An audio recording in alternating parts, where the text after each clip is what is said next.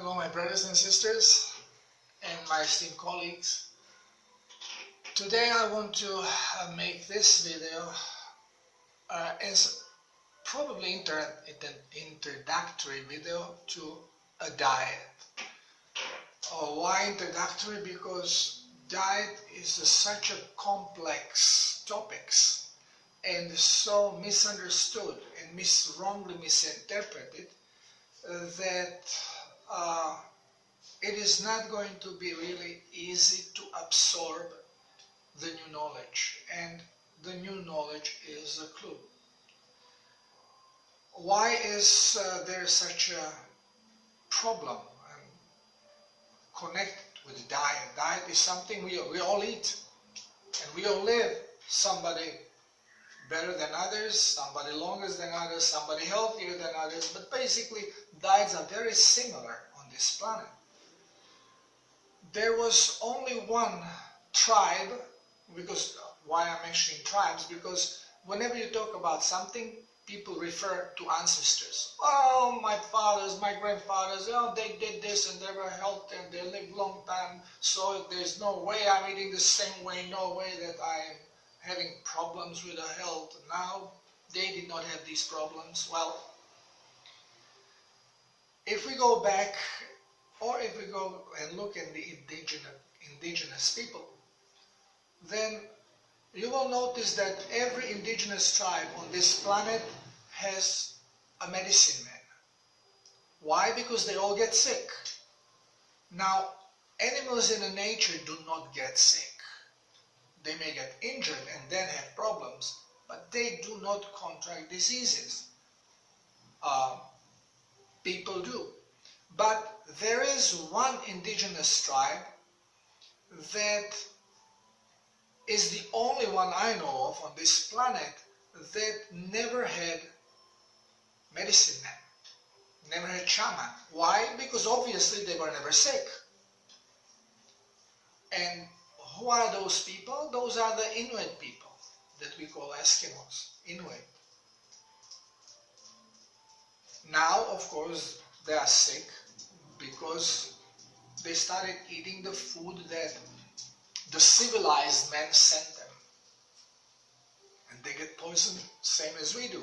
But if we look at the ancestry, actually Inuit people never really died unless they had accident and they were killed while hunting. They chose their time of death. And it was usually based when they lost their teeth, because since there is no wood where they live and no stone, nothing, is basically ice, they depend on animals and the leather. They did all the leather processing with their teeth, grinding, and they wore their teeth out. And after that they felt they cannot contribute anymore to the family, and they didn't want to be useless, and they had difficulty to eating without those teeth as well. So decision came and they said, okay, they said goodbye to their family, they stepped out of igloo, went into meditation, they just left the body. The body froze, they left. The conscious type of leaving this planet was very common before. Even American Indians that again were not killed or died in accidents, they basically, time came and they just decided, okay, it's time now for me to leave. So they will go to burial ground, they make a death dance, lay down and die. Now this is no more happening because we all get poisoned, and we get poisoned by food. But even the American Indian that consciously died had a medicine man. Only Inuit people didn't. Now, what is characteristic for Inuit people? Well, where they live there is no wood. They cannot make fire other than burning the fat of the animal they catch, and those fires are usually small just to keep igloo on 0 Celsius temperature so they don't freeze and they can live like this. Which means that they eat their food only raw. And another thing is, they cannot plant, they cannot eat vegetables, so they basically are living on animal-based products, mostly lard and meat and inner organs. This is the healthy living. Now, for many people this is very difficult to fathom because we are all used to eat vegetables and we are being told on every corner that eating vegetables is a must and it's healthy and you cannot survive without doing it. Well, the Inuit people not only that thrived on it, but they did not even expose their skin to the sun. They were basically for months bundled, only eyes exposed. So where did the vitamin D and the health came from? Well, it came from the fat. Because animal fat is loaded with fat-soluble A, D, E, and K vitamins. We say, oh, you need to eat carrots, you need vitamin E. Well, it's very difficult, if not impossible, to absorb vitamin from a plant unless you mix it with some oil. But you eat fat and you absorb all of it. Now, especially Hindus and people in India, people with that call themselves more spiritual, they think that eating plants makes them spiritual and eating meat makes us barbaric and anti-creator, which is a nonsense. You cannot say that tigers are evil, that lions are evil, that omnivores are evil. You see, we have in mammals, we have 3 different systems of digestion. Those systems are herbivores, plant eaters, omnivores, animals that eat meat and fruit, and carnivores, strict meat eaters. A human is omnivore.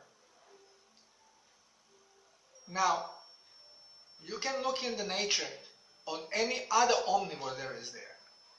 Stop referring to your ancestors because they did things wrong for thousands of years. I explain on my blog where most likely this whole thing came, because it was even described in the Bible, that Adam and Eve, they lived in paradise. Everything was there for them. Well, everything is there for you. So, if everything is there for you, you will eat like an animal. You just take what is there. So what does omnivore in nature eat? Let's take bear. Bear is an omnivore. And bear gets fat and skinny. So it accumulates fat, it gets skinny, but it's always healthy. Fat or skinny, bear is healthy. You will not see bear with flu, coughing, with Alzheimer's, with high blood pressure, with arthritis, with celiac disease, with lupus. It just doesn't exist. They don't need glasses. They hunt and live, and they live as everything else in nature about 25 to 35 times their youth, their young age, until they can procreate. So 25 to 35, which would make men about 600 years old, which is exactly what it says in Bible. But we don't even live 10 times our youth, which would be 140 years. So we are obviously doing something wrong, and something is connected with the diet. So what does a herbivore eat in a nature? The strict herbivore is, let's say, deer, cow, goat, sheep. Now, why I say strict herbivore? Because they have different stomach. They have addition to the stomach called the rumen, which is a fermentation sac. So when they eat, food mixed with saliva goes and ferments separately from the rest of the digestive system. After a while, they lay down, they stop grazing, and then they regurgitate from rumen, they chew it again, and when they swallow it, now it goes into the other part of the stomach, which is regular, like human or other animal type stomach. Goes for processing, then goes in the intestines. Now you will notice one thing, that herbivores have a huge stomachs and they eat a lot. Why? Because fermentation, what is happening, bacteria are going to break down the cellulose and they will use the nutrients and fatten on them. They would convert some of the glucose they find there into the fat.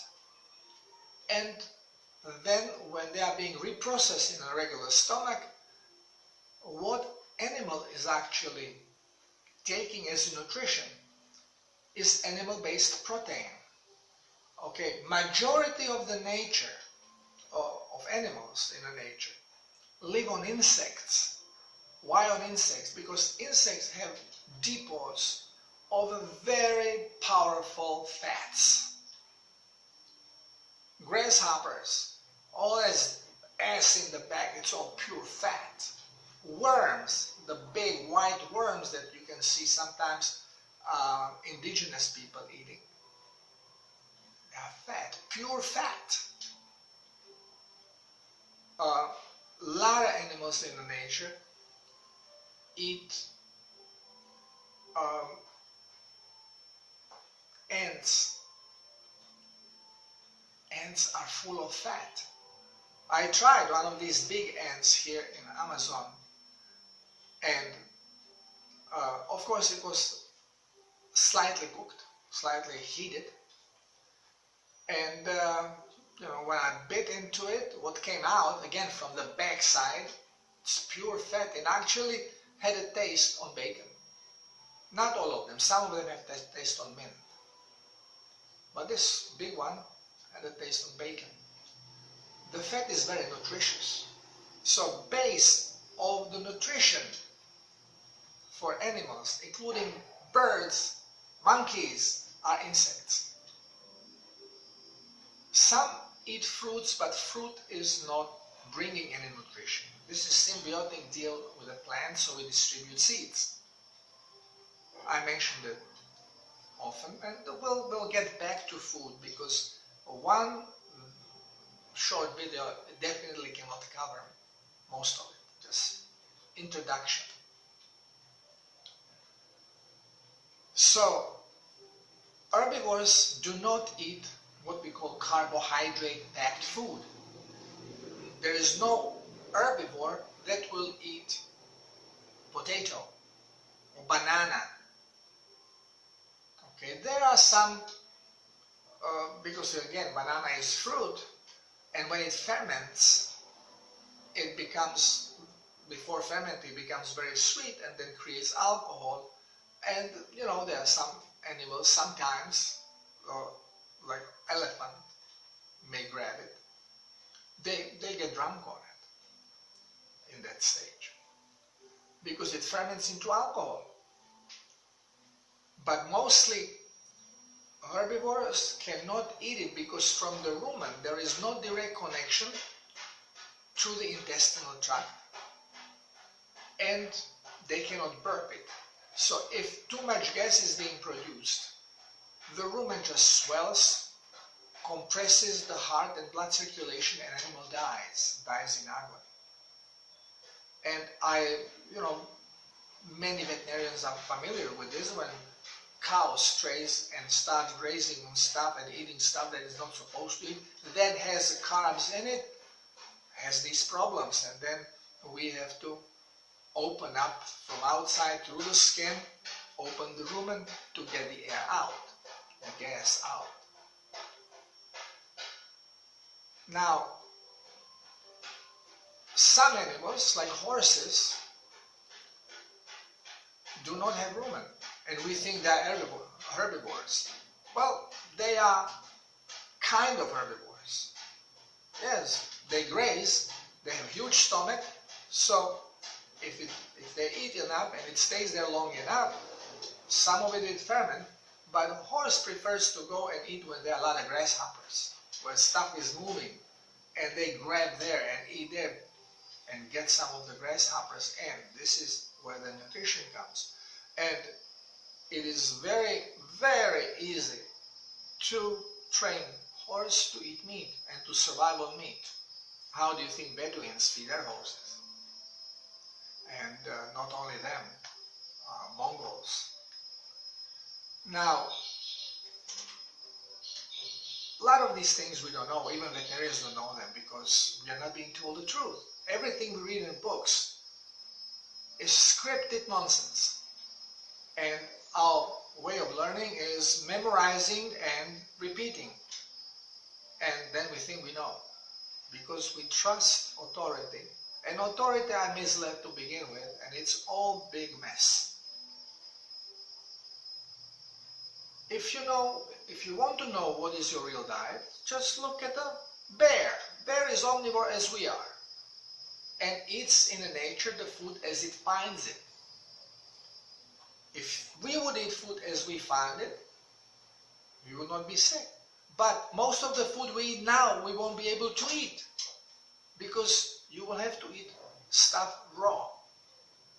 Raw fruits give you zero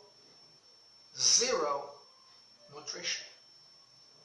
Raw vegetables give you zero nutrition, including banana, zero nutrition. So whenever you hear some expert nutritionist telling you, darling, you are fat, you skip bananas, you cannot eat bananas. Well, this nutritionist, again, it's just another schmuck whose knowledge comes directly from the books and repeats and repeats. It's not a parrot. We are all parrots unless we start using this thing God gave us, which is brain. Unfortunately, we are not trained to use it. We are trained to use it just to memorize and repeat, memorize, repeat, memorize, repeat. And most of us do the same all the time. We read, oh, who wrote something? Oh, okay, this, I'll try it. Yeah. Whenever you change your diet or make some change in your diet, you may feel bad. Why? Because your system has to adjust to it. Your digestion, your microflora that you have in your intestines that is necessary to help you with the digestion depends on the stuff that you eat. So if you make change in your diet, you don't have microflora for it. So it will take little time. It's pretty quick. Within a day or two, you can adjust. And it will adjust to this new thing and you feel better. Unfortunately, people read something, then they try it, they don't feel good, it's not good for me. Well, how do you know? You didn't give it a chance. You want to know something is good or not, you have to stick to it at least a couple of weeks to give time to the body to readjust. Now, if we would look at a bear, what does bear eat in the nature? Well, if there is a rotten log, it will break it, rip it apart, and if it finds thick worms, it will eat those worms. If it finds nest of rats, it will eat those rats. It will find whatever is moving in there. If it finds a bee honey, it will eat bee honey. But you will never see bear eating grass or any greens. God forbid it would eat potato. Well, people always say, no, bear thrives on berries. Thrives on berries? Berry season is a couple weeks. But there is one thing. Bear hibernates during the winter, so it needs to beef up. It needs to store more fat because animal cells operate, their energy comes from a fat source. This is the deposit. We don't have deposits of glucose. We don't have potatoes in our body. We have fat. And if you want to survive without eating for some time, you better pack some fat on you before you do that. This is what bear does. When it comes out in the spring, it's skinny. Obviously must be hungry, but it is not aggressive. And then during this spring and summer, yeah, you can see him gaining some weight, but nothing huge. And it's still not aggressive. In the fall come berries. He starts eating berries. Berries and fructose. Fructose stimulates brain. It speeds up the cellular digestion. And what happens? It makes bear hungry. Because when you are eating correctly, you always process fats. You always have fat reserves. You are never starving. So you really are never hungry. But once, when a sugar comes in, even fructose, and those are, I'm talking bits, this is very small amounts of sugar, because you don't have absorption for sugar strong enough. Neither has bear. Absorbs a little bit. And what happens? Now he gets hungry. So he starts hunting more and he becomes more aggressive. And bear in fall is always aggressive. Hunters know this very well. And because he hunts more, then he beefs up more, gets more fat. He doesn't get sick from fat. It is nonsense when you hear doctors saying you are fat, this is why you are sick. Baloney!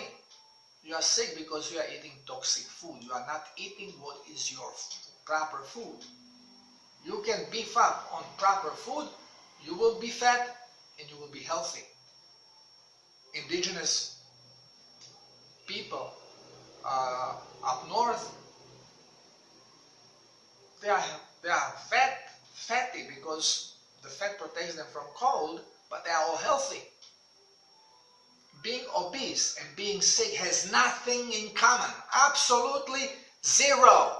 Remember this. So it's all bullshit what we are being told. Okay? Just use your brain. Observe. And think about it. Now, for those who still think that we need to have carbohydrate, that we just cannot live without carbohydrate. Even if you are vegetarian, if you are vegan, carnivore, you will notice that if you are going into prolonged fast that is 1 week or longer, you feel great. No difference what your original diet was. So what happens? When you start fasting, those who eat proper diet, ketogenic diet, but even they don't, ketogenic diet still is not proper because you still eat carbohydrate. Small amount, but you eat it. It's toxic. It is the forbidden fruit from the Bible. This is why Eve served it, because women are the ones who prepare, who cook food. It doesn't come from a tree. And only cooked carbohydrate can harm you, because by nature, carbohydrate, glucose, is isolated because it's always wrapped in a coating of cellulose, and cellulose is non-digestive. So the only thing that liberates now this glucose is heat or processing. Sometimes grains, you smash them, you break the shell, which is cellulose, and inside oat, for example, We give it to horse. Then we wonder, why horse has colics? Of course, oat is not food for horse. More of it eats, the worse digestion it will have. Same like we do. And you don't have to cook it. You smash the seed, and now you put it in the water, you mix it, water gets white. The white is starch. It is glucose. There's a lot that we have to relearn, because all we are being told, or we have been told, are stupidities. Plain, pure stupidities. So, if you go in a fast, starch stop coming. So people who eat normally, for them no adjustment is necessary. This is who people on that eat basically meat, or properly, like I do, or some other people that absolutely do not eat any starch. I don't even feel that I'm fasting. Stopping eating is for me, I don't realize it. I can be whole day, if I'm busy, I'm concentrating on my work, comes night, oh darling, did we eat something today? Oh, it's too late, I'm not going to eat now. And the next day, I'm not eating in the morning. Now it's 11 o'clock here. I had only water in the morning, or water with salt. I still didn't eat nothing. Now we are going to go out. We have session of quantum healing. After that, I still have to go deliver some soaps that my wife makes. I don't know when I'm going to eat. At 4 o'clock, I have a client. So if I manage to grab a bite before client comes, fine. After client will be here 2 hours. After that, I'm not going to eat after 6, which means, well, no eating today, I'll eat tomorrow. No problem, because I have fat reserves. This is how body should function. So when we go in fasting, fasting is not a problem. But if glucoholic, which is a person whose metabolism has shifted so it can survive on carbohydrates, well, they have hard time, especially the first couple of days, because what happens is all of a sudden their source of energy stops coming, and their cells have been reprogrammed, so now they cannot produce enough energy from the fat, and they go into starvation, which creates a panic mode in the cells, puts them in a stress situation, which goes into the glycogen deposed in the muscles and brain, and create hypoglycemia. None of it happens when you eat correctly. After that, they pass this period, which is basically the first day. Second day, body weight, cells will wait 24 hours before they can start activating more mitochondria, so they can gain more energy from fat. So the second day they feel better. The third day, the active amount of mitochondria has reached satisfactory point, and now they feel good. I mean, they still like glucoholics. It's a sugar becomes a drug, necessity. So they have withdrawal symptoms. They are fighting them. So they are still fighting this hunger. But at least they feel okay energetically. And basically now, their body starts functioning normally, as it should be functioning all the time. Even brain gets supplied properly with energy, because brain cells just produce 3,000–4,000 mitochondria per cell, so they can produce enough energy from fat. And since they have fat in the body, they don't depend on periods of eating. So there's no stress in the brain. It calms the brain down. No worries. Food is here. And we all start feeling better. And, well, we eat correctly, we see no difference. But of course, nobody eats 100% I do occasionally grab ice cream, and when I grab ice cream, I don't grab one scoop, I grab 1 liter, 1 gallon, not 1 gallon, but 1 liter, 1 quart of ice cream. That's minimum. But I try to do it seldom, once a month or less. So, cleansing goes along. Complete reprogramming on cell level, cleansing. And vegans, vegetarians, they all start feeling great. But they say, well, after prolonged fasting, now you have to restart digestion slowly. You cannot just go and eat because you get colics, you have problems. You have to retrain your system, forgot how to process. Bullshit. Bullshit. It is only because you are going back into the crap that you have been eating, which is not for you, and you have to again change the internal flora and adjust it to the poisons that you are going to be eating. So you have to start slowly. Me, as a eater of a godly food, the way how God prepared it, after 24-day fast, when I even lost my muscles, because I just wanted to see if I can live on prana, which I was not ready, and I'm still not ready. It's a difficult thing to do. A lot of practice. So, when I lost all the muscles, I was fishing with my friend on his boat, my friend Bob, and we caught great yellowfin tuna. And Bob and my wife went, oh, we're gonna have sashimi. Sashimi, we just cut it, some sauce, and dip it. And I look at it and I said, oh shit, okay, I'm gonna eat today. And I ate a nice chunk of tuna like I would normally eat. My digestion was perfect.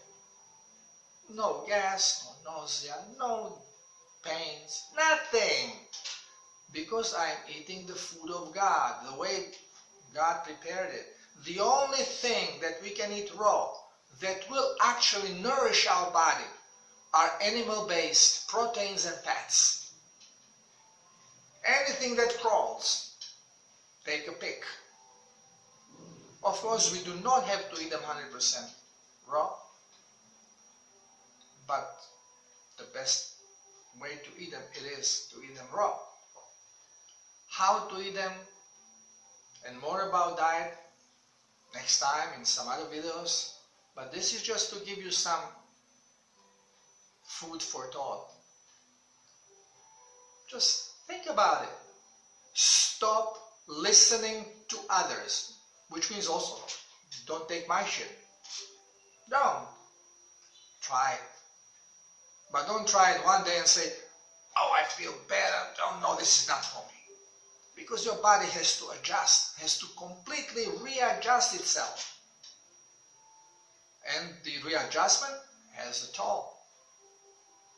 Give it a little time. Not much. 3-4 days is enough. And you will see. Now, of course, if you have allergies, because now you are dehydrated on cellular level and other problems, well, you may not be able to eat certain things, because I eat yogurt, I eat cheese, I eat eggs. You may not be able to because you may have allergies. They are created from your food and not enough salt and water. You can heal from those easily. So either keep watching my videos or go to my page and learn stuff and heal yourself. Health is natural state. Your body returns to health as soon as you stop poisoning it. Well, that much for today. Have a great day.